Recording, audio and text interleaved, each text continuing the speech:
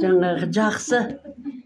Біздің енді Жеңіс екеуміздің төл басымыз осы балалардың ең төл басы, осылардың үлкені.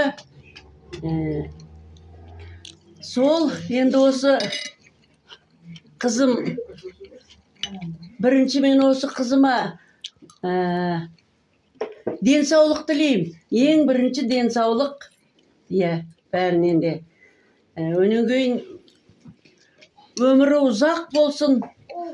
Енді мынау әр уақытта да осындай дастархандары қай уақытта болсын, осы дастархандары өсіп жайылып тұрады. Мол болсын дастарханы.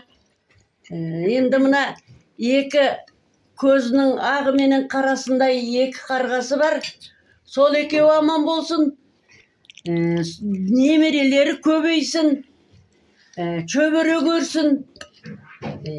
Тек амандық болсын. Өйтті жыбырлатпасаңдар, мынау ар жағынан отырыптылар. Енді тыныш отыр. Енді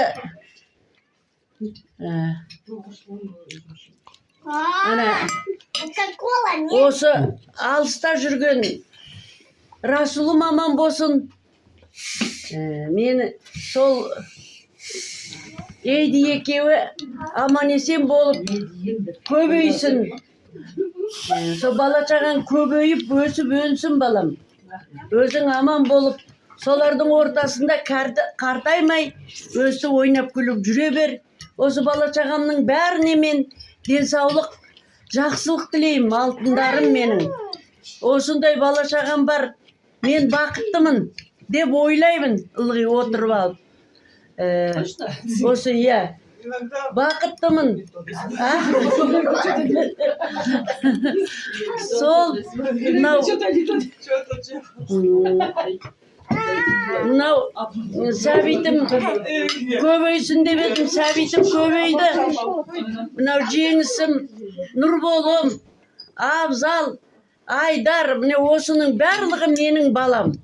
Мен оларды күйеу бала деп есептемеймін, балам деп есептеймін.